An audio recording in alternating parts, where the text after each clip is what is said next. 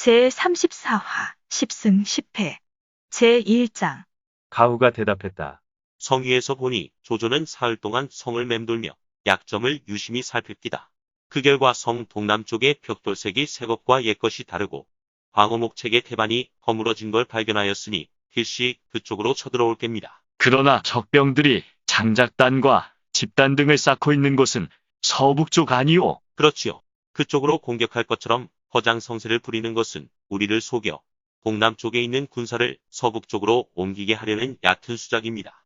동쪽에 소리치고 서쪽을 치는 성동격서, 아니 이 경우는 서쪽에 소리치고 동쪽을 치는 성서격동의 계책이지요. 저들은 밤이 되면 반드시 동남쪽을 기어올라 진격할 것입니다. 그럼 어찌해야 하오? 간단한 일입니다. 내일 정예병을 배불리 먹이고 가벼이 무장시킨 뒤에 모두 동남쪽 가호간에 숨기십시오. 반대로 서북쪽은 백성들을 군사로 위장시켜 지키십시오. 밤에 저들이 동남쪽 성벽으로 기어오르거든 그대로 내버려 두었다가 성 안으로 기어들어올 때 호소리를 신호로 일제히 복병이 달려들면 조조를 사로잡을 수도 있을 겁니다. 장수는 기뻐하며 그 계책에 따라 정예병은 동남쪽에 몰래 숨기고 군사로 변장한 백성들은 서쪽에 배치시켰다. 이런 줄도 모르고 성안을 살피던 척후병이 돌아와 조조에게 이렇게 보고했다.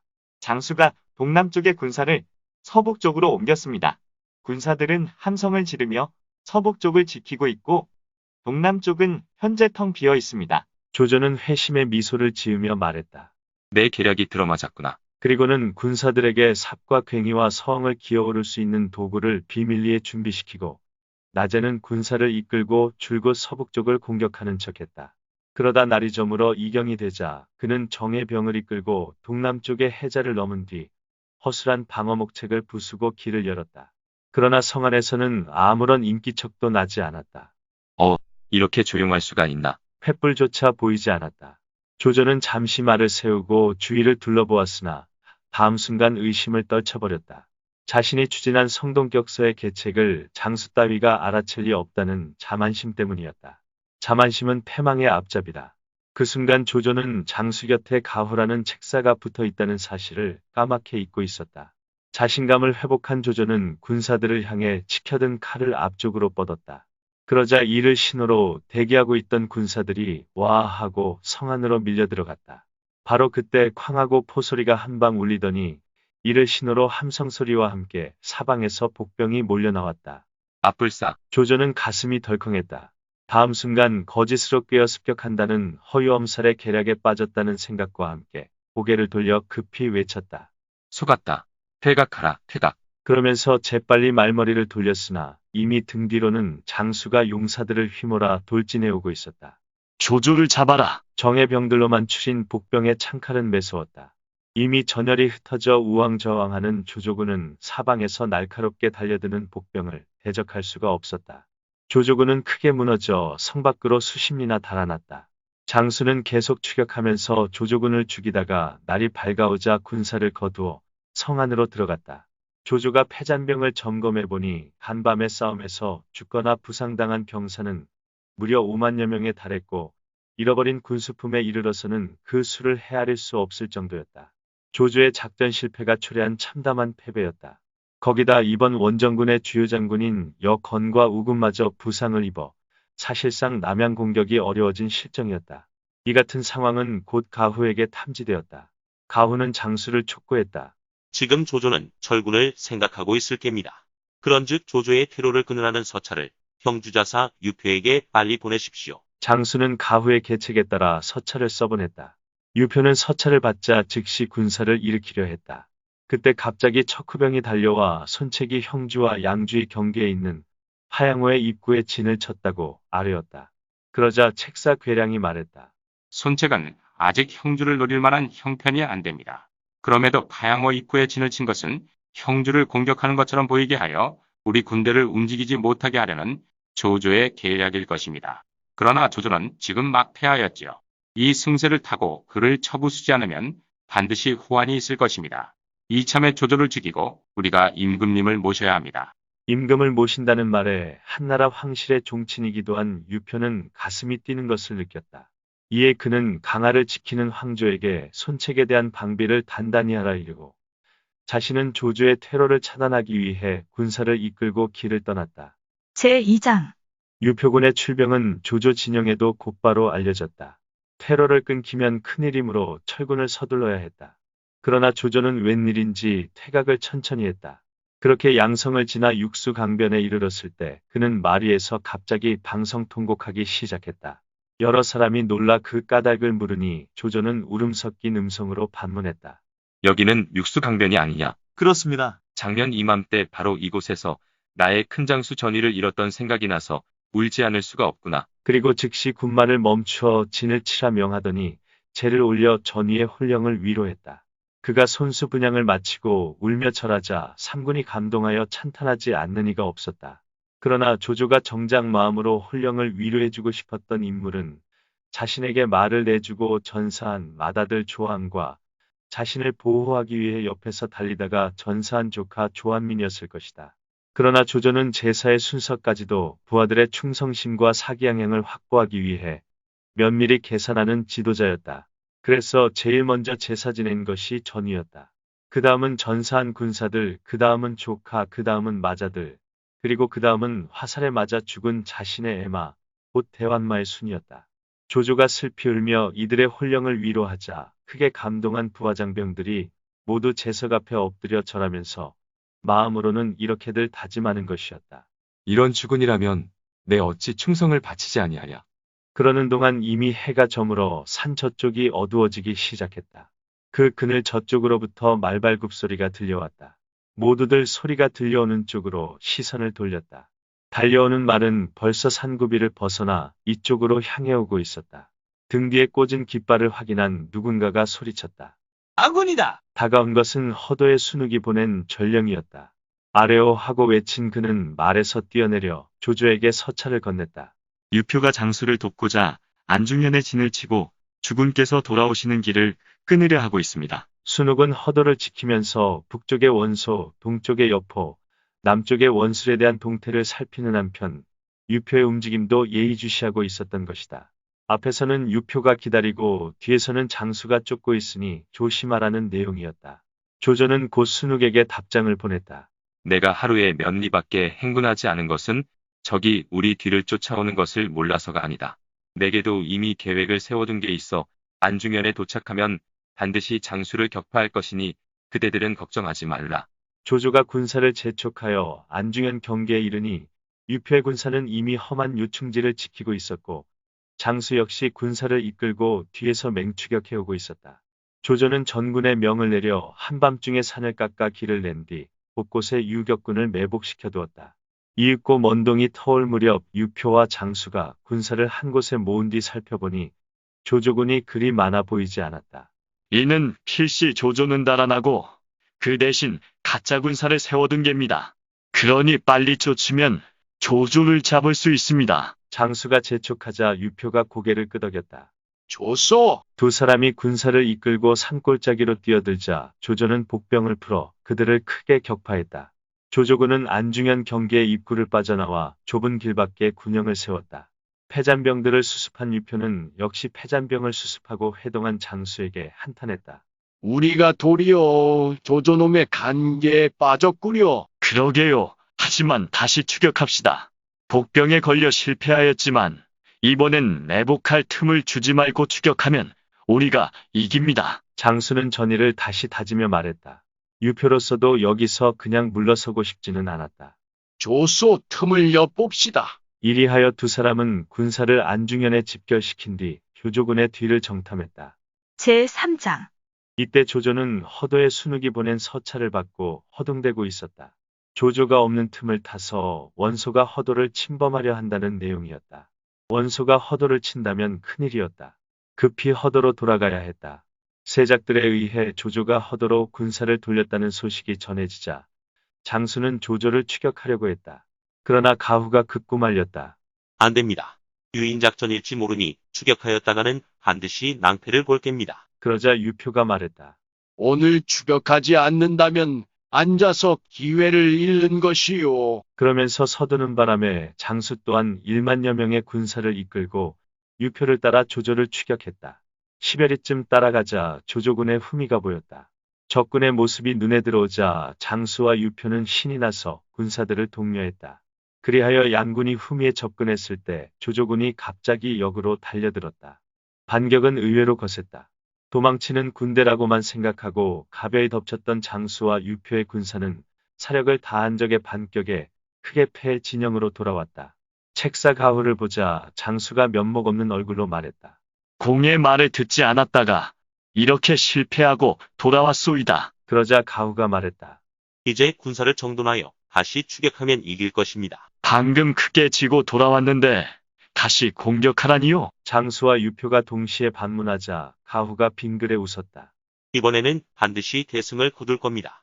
만약 이기지 못하면 내 목을 베십시오. 가후라면 껌뻑 죽는 장수는 그의 말을 철석같이 믿었으나 유표는 의심이 나서 함께 가는 것을 꺼렸다. 그래서 장수 혼자 군사를 이끌고 조조군을 추격했다. 잠시 전에는 작심하고 싸운 결과 장수 유표군을 일단 따돌렸으나 실제 5만여 군사를 잃고 퇴각하는 조조군의 사기는 바닥이었다. 거기다 방금 물리친 적이 금세 다시 쫓아오리라고는 생각지도 못했기 때문에 이번에는 추격군의 방어에 대한 작전 지시 같은 것도 내려와 있는 것이 아무것도 없었다. 그런 그들의 후미를 장수군이 들이치자 조조군은 크게 패하여 말이며 술에 군수품들을 길가에 어지러이 내버리고 달아났다. 장수는 기세 좋게 그들을 추격했다. 그러나 갑자기 산 뒤쪽에서 한 무리의 군사가 쏟아져 나오는 바람에 더는 추격하지 못하고 군사를 거두어 안중현으로 돌아왔다. 장수가 개선하고 돌아온 것을 본 유표가 가후에게 물었다. 아까는 정예병들로 태각군을 추격하였는데도 반드시 패할 것이라 하였고 이번에는 패잔병들로 승전군을 치는데도 반드시 이길 것이라 하였는데 결국은 두 번 다 공의 말이 맞았소. 사정이 각기 다른데 어찌 싸움도 하기 전에 승패부터 아는 거요. 공이 나를 밝히 깨우쳐 주시구려. 가후가 말했다. 그건 쉬이 알 수 있는 일입니다. 장군께서도 용병을 잘하시나 조조의 적수는 못됩니다. 조조군은 비록 패하였으나 강한 장수로 부군을 삼아 추격군에 대비할 터이니 우리 군사가 날세다고 해도 저들을 당해낼 수 없을 것이므로 패할 것을 안 것입니다. 대저 조조가 서둘러 철군하는 것은 반드시 허도에 무슨 일이 생겼기 때문입니다. 우리 추격군을 이미 따돌렸기 때문에 저들은 수레를 가벼이 하여 빨리 돌아갈 생각에 대비를 다시 하지 않은 겁니다. 그 무방비 틈을 타서 우리가 다시 추격한 것이니 능히 이길 수 있었던 게지요. 유표와 장수는 가후의 높은 식견에 감탄을 금치 못했다. 그럼 이제부터 어찌하면 좋겠소? 유표가 묻자 가후가 대답했다. 조조는 이미 멀리 달아났으니 유장군께선 형주로 돌아가십시오. 장장군은 양성을 지키면서 다시 있을 조조의 공격에 대비하여 입술과 이빨처럼 유장군과 서로 도우시는 게 좋습니다. 그렇군. 그럼 헤어지기 전에 조조가 남기고 간 땅을 나누기로 합시다. 유표가 제안하자 장수가 응했다. 이로부터 두 사람은 조조의 군대가 물러난 땅 가운데 번성은 장수가 차지하고 안중현은 유표가 차지하기로 합의를 보았다. 유표는 거기서 한 걸음 더 나아가 번성 북쪽의 신야성까지 챙겼다. 제4장. 앞에서 행군하던 조조는 후군 쪽이 장수의 공격을 받고 있다는 보고를 받고 즉시 말머리를 돌렸다. 그러나 여러 장수들과 함께 현장에 도착해보니 장수의 군사는 이미 물러간 뒤였다. 흩어졌던 패잔병 하나가 돌아와서 이상한 말을 했다. 만일 저 산 뒤쪽에서 한 길로 나온 인마가 길 한가운데를 가로막지 않았다면 저희들은 모두 사로잡히고 말았을 것입니다. 그자가 누구냐? 조조가 묻자 저쪽에서 창을 든 한 장수가 말을 달려왔다. 이에 패잔병이 그를 가리키며 말했다. 바로 저 사람입니다. 조조는 말에서 내리는 장수를 보고 물었다. 그대는 누군가? 그 장수는 조조 앞에 다가와 굴례를 올리더니 씩씩하게 대답했다. 저는 강화군 평춘현 사람으로 성은 이 이름은 통자는 문달이라 하오며 현재 진위중랑장으로 있습니다. 어찌하여 이곳에 왔는고? 근래 연암을 지키고 있다가 승상께서 장수 유표와 싸우고 계시다는 말을 듣고 돕기 위해 달려왔습니다. 그래, 그대가 아니었다면 큰 낭패를 볼 뻔하였도다. 조조는 크게 기뻐했다. 그래서 이통의 손을 덥석 잡으며 장수를 물리친 공을 치하하고 그를 건공 후에 봉한 뒤 연암의 서쪽 경계를 지키면서 유표와 장수를 방어하라고 일렀다. 이통은 고맙다는 인사를 드리고 연암으로 돌아갔다. 허도로 돌아온 조조는 이번 남쪽 정벌에 협조한 손책을 자기 사람으로 붙들어두기 위해 임금께 주청을 드렸다. 손책에게는 역모를 꾀한 유표와 장수를 견제한 공이 있으니 토역 장군에 봉하시고 오후에 작호를 내려주시옵소서. 임금이 윤허하자 조조는 칙사에게 조서를 주어 강동의 손책에게 전하게 하면서 유표의 노략질을 방비하도록 이르게 했다. 이처럼 남쪽 방비를 마무리한 뒤에 조조는 자신의 승상부로 돌아왔다. 관원들이 모두 나와 인사를 마치자 순욱이 물었다. 승상께서는 안중현으로 천천히 행군하실 때 어떻게 적병에게 이길 것을 아셨습니까? 저들은 물러가려 하여도 돌아갈 곳이 없으니 반드시 사생결단으로 나올 줄 알았소. 그래 일부러 천천히 행군하면서 그들을 유인하여 매복 작전을 쓸 생각이었으니 당연히 이길 줄 알았던데요. 순욱이 탄복하고 있을 때 곽가가 들어왔다. 공은 어찌 이리 늦은 겐가? 조조가 묻자 곽가는 소매 속에서 서찰 한 통을 꺼내 올리며 말했다. 원소가 사람을 시켜 승상께 서찰을 보내왔습니다. 말인즉슨 공손찬을 치기 위해 출병하는데 군량과 군사를 빌려주십사 하는 내용입니다. 허허, 내 듣기로 원소는 허도를 도모할 생각이라던데 이제 내가 돌아온 것을 보고 딴소리를 하는 거냐? 그러면서 서찰을 뜯었는데 그 문장의 뜻이 매우 교만한 것을 발견하고는 분노가 있는 대로 치밀어 올랐다. 원소 이놈이 어찌 이리 무례하단 말이냐? 내 이놈을 반드시 토벌하고 싶은데 힘이 모자라니 어찌하면 좋겠나? 조조가 묻자 곽가가 말했다. 너무 상심치 마십시오. 무슨 묘책이라도 있는가? 유방이 항우의 적수가 아니었다는 것은 주공께서도 알고 계십니다. 고조께서는 오로지 지혜로 이기셨지요. 항우가 강했지만 끝내 사로잡히지 않았습니까? 지금 원소에게는 싸움에 질 10가지 이유가 있고 주공께는 싸움에 이길 10가지 이유가 있습니다. 그러니 원소의 군사, 곧 원소군이 많다 해도 두려워할 것이 없습니다. 10가지가 있다니 대체 그게 무슨 소린가? 예, 10가지입니다. 첫째, 원소는 번다한 예의를 좋아하지만 주공께선 자연에 맡기시니 이는 도에서 이기신 것이고, 둘째, 원소는 순리를 거슬러 움직이지만 주공께선 순리를 따르시니 이는 의에서 이기신 것입니다. 허허, 셋째, 환영제 이래의 정사는 관대함 때문에 실패하였는데 원소는 관대함으로 성공하려 했고 주공께선 엄격함으로 바로잡으시니 이는 다스림에서 이기신 것입니다. 허허, 넷째, 원소는 겉으로는 관대하나 속으로는 거리는 게 많아 일가 친척을 신뢰하지만 주공께선 안과 밖의 기준이 간단명료하여 오직 재능으로 사람을 쓰시니 이는 헤아림에서 이기신 것입니다. 다섯째, 원소는 꾀가 많아도 결단력이 부족하나 주공께선 계책을 얻으면 즉시 실행에 옮기시니 이는 꾀함에서 이기신 것이고, 여섯째, 원소는 명예만 챙기려 들지만 주공께선 지성으로 사람을 대하시니 이는 덕에서 이기신 것입니다. 허허, 그게 그렇게 되는가? 일곱째, 원소는 가까운 사람만 보살피고 멀면 홀대하지만 주공께선 워낙 가까우나 두루 걱정하시니 이는 인에서 이기신 것이고, 여덟째, 원소는 모함을 들으면 의혹을 품지만 주공께는 모함이 먹히지 않으니 이는 밝음에서 이기신 것입니다. 허허, 아홉째, 원소는 누가 옳고 그른지 시비를 못 가리지만 주공께선 시비를 가리는 법도가 엄하고 밝으시니 이는 문에서 이기신 것이고, 열째, 원소는 허세를 좋아하고 병법의 요체를 모르나 주공께선 적은 병력으로 많은 적을 이기시고 군사를 귀신처럼 쓰시니 이는 무에서 이기신 것입니다. 주공께는 이렇게 이길 10가지 이유가 있으니 원소를 격파하는데 어려움이 없을 것입니다. 조조가 껄껄 웃으며 말했다. 하하, 과찬이다. 내 어찌 그대 말을 감당하겠는가? 그러자 순욱이 말을 받았다. 곽봉효의 10승10패설은 제 생각과도 일치합니다. 원소군이 비록 많다 하여도 무엇이 두렵겠습니까? 곽가가 다시 입을 열었다. 하오나 가장 큰 걱정거리는 서주의 여포입니다. 이제 원소가 공손찬을 치러 북쪽으로 가면 우리는 그 틈에 여포를 쳐서 동남쪽을 쓸어버린 연후에 원소를 동호하는 것이 상책입니다. 그러지 않고 우리 쪽에서 원소를 먼저 치면 여포가 반드시 그 틈을 타 허도로 침범해 올 터이니 피해가 적지 않을 것입니다. 그도 그렇군. 그럼 동쪽의 여포부터 먼저 쳐야겠군. 조조가 말하자 순욱이 끼어들었다. 하오나 여포를 치려면 유비의 도움부터 얻어야 합니다. 그런즉 유비에게 사람을 보내 주공의 뜻을 전하시고 그쪽의 답장을 받아보신 후에 군사를 움직이셔야 합니다. 제5장. 조조는 참모들의 말을 따랐다. 그래서 유비에게 서찰을 보내는 한편 원소의 사자에게도 후한 대접을 해주었다. 필요할 때까지는 원소를 부추겨 두어야 하기 때문이었다. 그래서 임금께 주청하여 원소를 대장군 태위에 봉하고 기주, 청주, 유주, 경주 등 4개 주의 도독을 겸하게 한 뒤 다음과 같은 밀서를 보냈다. 공이 공손찬을 친다면 나도 마땅히 돕겠습니다. 밀서를 받아본 원소는 크게 기뻐하며 즉시 군사를 일으켜 공손찬을 치러 떠났다. 한편 서주의 여포는 손님을 접대하기 위해 잔치를 자주 베풀었다. 그때마다 진규 부자는 여포의 덕을 입에 침이 마르도록 칭찬하곤 했다. 이를 지켜보던 진궁은 그들의 아첨을 못마땅하게 여기다가 틈을 보아 여포에게 고했다.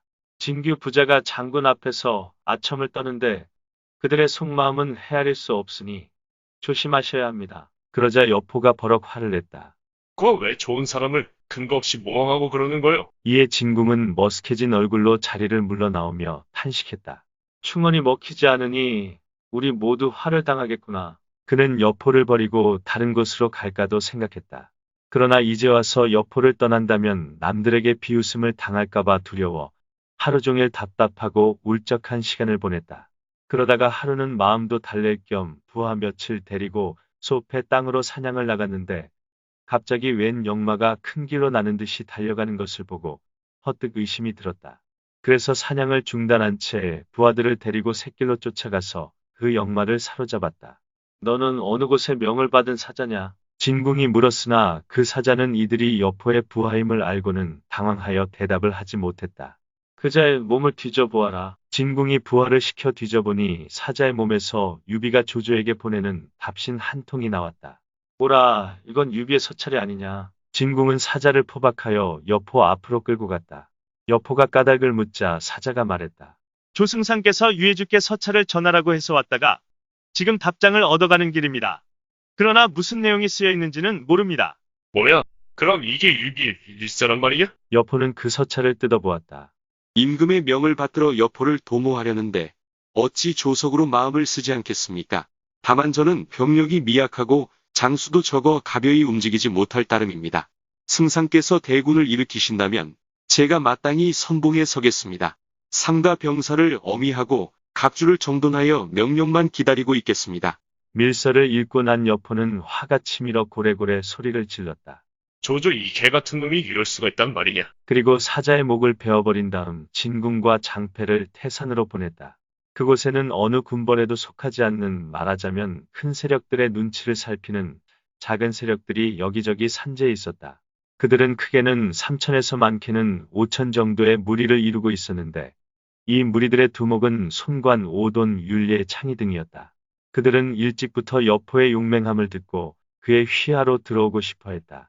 여포는 진궁과 장패로 하여금 그들과 결탁하여 동쪽으로 산동 연주의 여러 군을 공격하게 했다. 그 다음 고순과 장효는 소패성으로 보내 유비를 치게 했으며 송원과 위속에게는 서쪽의 연암과 영천을 공격하게 했다. 그리고 자신은 중군을 거느리고 세 곳의 군사를 그때그때 지원하기로 했다. 고순과 장효는 군사를 이끌고 서주를 떠나 소패성으로 향했다. 이 소식은 세작에 의해 곧장 유비에게 전해졌다. 제6장 당황한 가운데서도 유비는 문무관을 불러 모아 대책을 상의했다.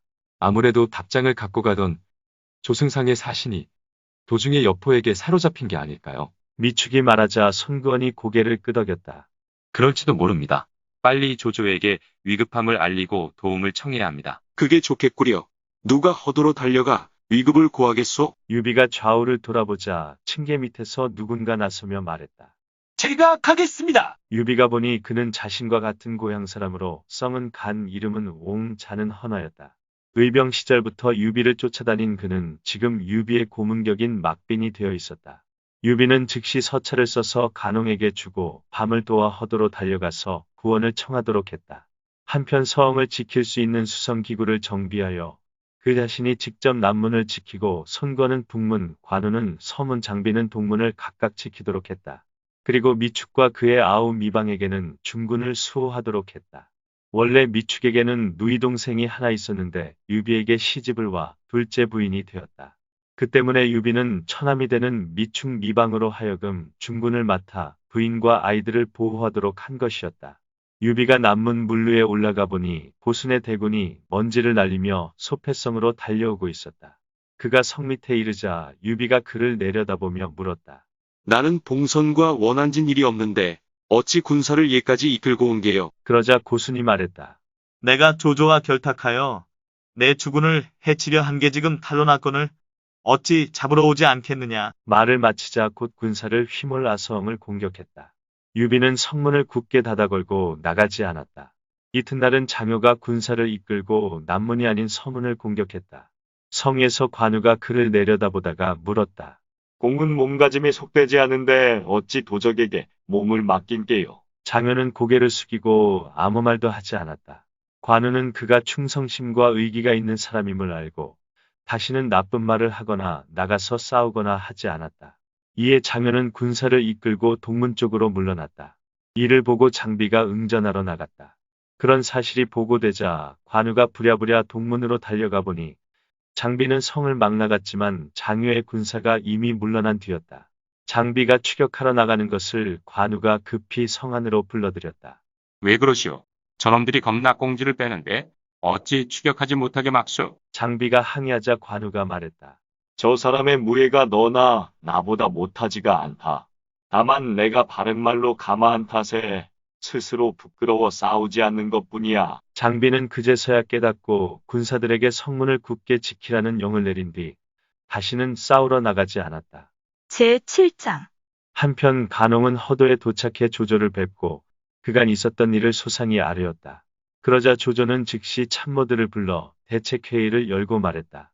내 여포를 치고 싶은데 원소의 간섭은 걱정되지 않으나 유표와 장수가 뒤통수를 치지 않을까 두렵소. 그러자 순유가 일어나서 말했다. 유표와 장수는 패한 지 얼마 안 되어 가벼이 움직이지 못할 것입니다.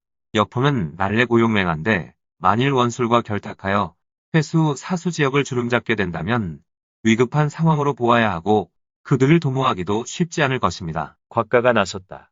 그러니까 반란 초기인 지금이 적기입니다. 아직 많은 사람의 마음이 저쪽으로 쏠리지 않았을 때 싹을 잘라버려야 합니다. 조조는 그 말을 따랐다. 즉시 하우돈, 하후연, 여건, 이전 등에게 5만 군사를 내어주며 먼저 가라 이르고 자신은 대군을 거느리고 뒤따라 출발했다. 간홍 역시 조조를 뒤따랐다. 이 같은 조조군의 이동이 척후병에 의해 일찌감치 보고되자 보수는 지체하지 않고 이 사실을 다시 여포에게 알렸다. 여포는 조조의 신속한 출병에 놀라면서 우선 후성, 항맹, 조성을 불러 영을 내렸다. 너희들은 200여 기를 이끌고 고승과 함께한 뒤 소패성에서 30리쯤 떨어진 곳에 진을 치고 조조군에 대항하라. 나도 대군을 이끌고 합류하겠다. 예. 후성 등이 200여 기를 이끌고 출발하자 여포는 몸소 대군을 이끌고 그들의 뒤를 따랐다. 소패성의 유비는 서엉을 포위하고 있던 고순이 군사를 거두어 물러가는 것을 보고 조조군이 오고 있음을 알아차렸다. 이에 공우 손건과 미충 미방에게 각각 지시를 내렸다.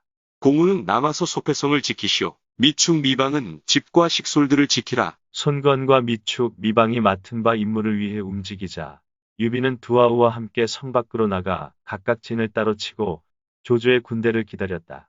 한편 군사를 이끌고 전진하던 하우도는 마침내 고순의 군사와 정면으로 맞닥뜨렸다.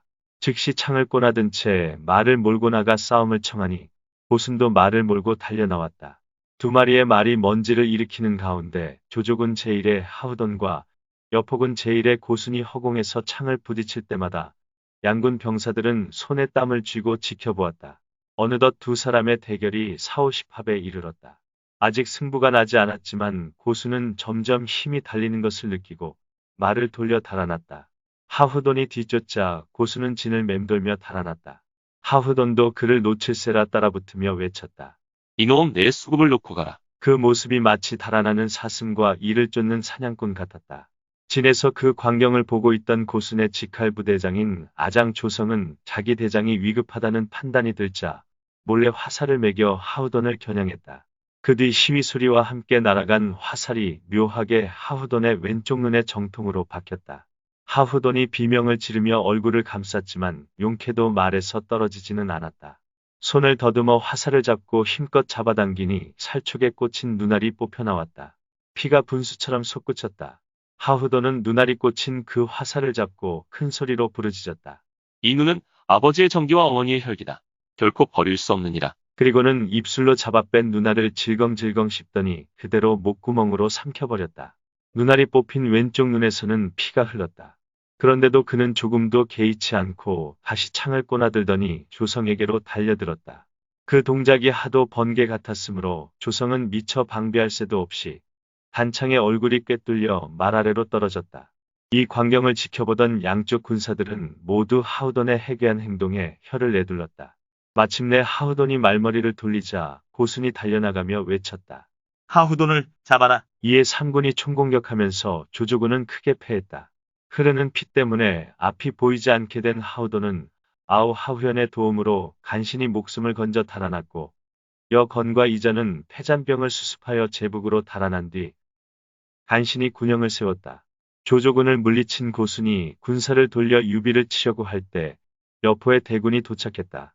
지금부터 유비를 치러 간다. 여포는 고순 장교와 함께 군사를 세 길로 나누어 유비 관우 장비의 세 군영을 협공했다.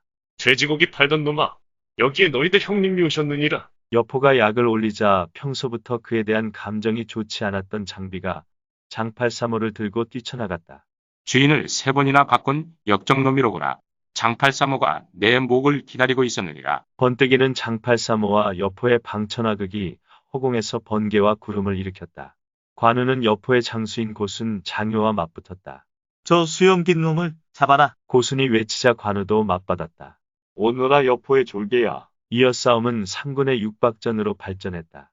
여포와 장비, 고순 장효와 관우의 싸움을 필두로 3군의 창과 칼이 부딪히고 기치가 부러지며 사람이 쓰러지는 아우성 소리에 천지가 흔들리는 듯했다. 읽어주는 고품격 삼국지는 다음 화도 계속됩니다. 이번 이야기를 재미있게 읽으셨다면 좋아요와 구독을 눌러주세요. 그리고 작품을 해설하는 프롤로그도 꼭 읽어주세요.